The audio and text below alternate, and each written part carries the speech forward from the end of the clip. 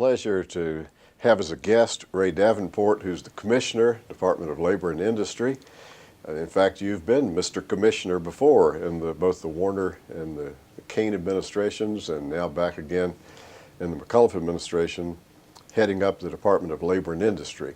And just interested in having you tell our viewers about that department and what you do. And I don't know if you want to start with apprenticeship or not, because you're a product of apprenticeship too. I am a product of apprenticeship, and of course the mission of the Department of Labor and Industry is to make Virginia a better place to work, live, and conduct business. And as you mentioned, apprenticeship is one of our programs. VOSH, or Virginia Occupational Safety and Health, is another program that we do. We have a state plan, which is one of 26 states that we do the predominantly enforcement for occupational safety and health under OSHA, with a performance grant from OSHA, which is in fact both the compliance side of it as well as the consultation side of it. Then we have the boiler and pressure vessel safety program, the labor and employment law program, which includes the enforcement of child labor regulations to prevent children from working in hazardous occupations. Virginia Payment of Wage Act, which we actually perform a venue, if you will, for workers who have disputes with their employers, and find a way that we can settle those disputes, hopefully outside of the court systems, both between the employers and the employees as such. And then, as you mentioned, the Registered Apprenticeship Program, which I am a product of the Registered Apprenticeship Program. I'm a crane operator by trade, and that's been many, many years ago. But I keep it up because I believe in registered apprenticeship. Registered apprenticeship gives an individual lifelong skills, and you mentioned that when I served both within the Warner and Kane administration, when I left as commissioner, I actually went back and picked my tools up after 21 years. Yes. I sure did. And so I was able to do that by keeping the certifications up and keeping the skills honed, and so that was something that I was glad to do. And we encourage employers and we encourage workers on a regular basis to pick up a skill and really invest in registered apprenticeship, based on the fact that it does give workers lifelong skills that they can rely on. It gives employers a skilled workforce that they can train their own. I often ask employers, say, if you had the opportunity to grow your very best employee, take your very best employee and mentor him and clone him, would you do it? And I have not yet had one say, no, I wouldn't do that. Yeah, right. So that registered apprenticeship, we believe, is really the way to go. You know, the one connection that I've had with your department is, gosh, almost 30 years ago, I served a 4-year term on the VOSH board, and learned at that time that federal OSHA had certain standards. We could not in Virginia do anything less than that, but that we could, in some instances, if we felt that we wanted to go to a higher standard, we could do that. And it was an interesting time that there was some moves to have even a higher standard on some matters than what federal had. Is it still the case that whatever OSHA says, VOSH, the Virginia Occupational Safety Board, can't take it any lower? That is the same way that it's held instead today. The phrase that is often used, and that is that we have to be at least as effective as, right, that's the language, as federal OSHA. So in the event that federal OSHA promulgates a new regulation, VOSH has 6 months to either adopt that regulation in its entirety as identical regulations, or if there's something, as you mentioned, that we find that there's a problem and that is causing a great deal of fatalities or injuries in the workplace, and we believe that we can prevent it and have the ability to promulgate regulations through the Safety and Health Code Board, we can in fact do that as well. That regulatory process takes far longer than adopting something that comes down from federal OSHA. You know, as I was looking on your agency website, and we want to make sure we get that up on the screen too, that people can go to the department and they can see, when they look at some of the missions, that one of the ones that I found rather intriguing talked about the cooperative programs, and even mentioned that you could do some consultation services to help employers.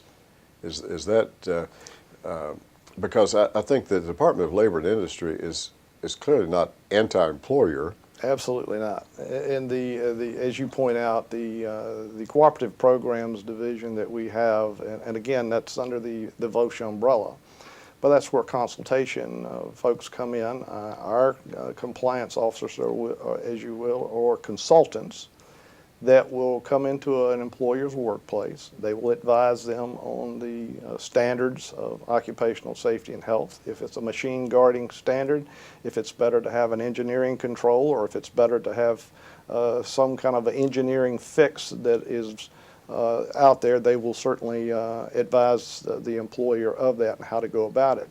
And that's available to small employers, employers that at one location less than 250 employees, or corporate-wide less than 500 employees as far as the consultation program. And we've got a special recognition program under that. It's called SHARP, which is a Safety and Health Achievement Recognition Program, which is the best of the smaller employers that go out and are willing to have exemplary safety and health programs. Mm-hmm.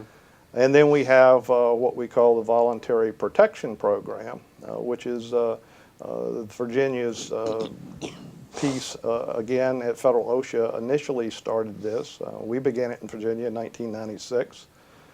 We only have about 60 employers in the Voluntary Protection Program that has really taken the plunge and went through this, because it is a very strenuous program. I mean, it's a program that both the employers and the employees, if you will, they have to not only talk the talk, but they have to walk the walk. Mm-hmm. So when they buy into it, you have to have top-down management involvement. You have to have employee involvement from the bottom, and collectively, they make their workplace so much safer. They improve morale of the workplace. They, in fact, reduce workers' compensation costs in many cases. And the employers that have bought into this program and have really experienced what it can do for their workplace, they're our biggest cheerleaders, if you will, of this program. So our cooperative programs on occupational safety and health is alive and well, and we think that that's something that folks, sometimes they don't really look at our department and say, you know, this is really a way for we can really improve ourselves. Well, that I found very interesting, Ray, that, you know, if I were in one of those businesses, I would want to have that designation. Oh, absolutely. And we give them a designation where they have a voluntary protection flag to fly. They get a resolution, and for the governor, they usually have it when they actually accomplish the certification, if you will. A proclamation is issued by the governor, and they generally have a luncheon or something for their employees, and we have staff that will go there and make a recognition, because it is a big deal. I mean, part of the program, for example, once they get to the point that they go, we send a team, and the team is made up of our compliance officers, it's made up of our consultants, and it's made up of special government employees, if you will, that are from other sites that have voluntarily committed that they will go in and inspect the worker's work site. So they recognize the best practices in safety, and if there's things that need to be fixed, then also they're recognized, and it's a report that comes back to the commissioner, and the commissioner reviews the whole thing before it's signed off. So it's a very strenuous program, and it's a great achievement. I know that your department investigates and keeps records on workplace fatalities, and I would think it would be logical that there would be fewer among the ones that really have these flagship programs. Oh, absolutely. That is absolutely the case. The folks that really make a commitment to occupational safety and health, as an investment rather than an expense. As I said, they really see the rewards, if you will, from a standpoint of a safer workplace, improved employee morale, and less worker injuries. Now, also on some of your mission has to do with labor and employment law. I guess that falls in all these areas where you may be helping to advise the governor, advise the General Assembly, advise employers about the labor laws. There are many of Virginia's, and it's not anything that I could say that is, there's a mismatch, if you will, of Virginia employment labor laws. Probably the two that are best known, as I've mentioned, is the child labor laws that prevent children from working in hazardous employment, and the payment of wage laws. Now there's another group of laws out there. Obviously, we have the enforcement of right to work is one of the laws that follows under our enforcement as well. The enforcement of whether or not an employer can legally give a lie detector test, if you will, for an employee that is a prospective employee that's coming to work for them. So there's a whole host of different laws, even, for example, the minimum wage. Virginia has a minimum wage law on its book, which typically has always been tracked whatever the federal minimum wage was. Ray, we very much appreciate your being on This Week in Richmond, and when we have you back, we're going to say now you talked about 60, and hopefully if it's 6 months or a year before we have a chance to have another time with you, you'd say, David, it's up to 65, it's increasing, and we wish you well and the department well, and we thank you for your service to the Commonwealth. Thank you so much for having me.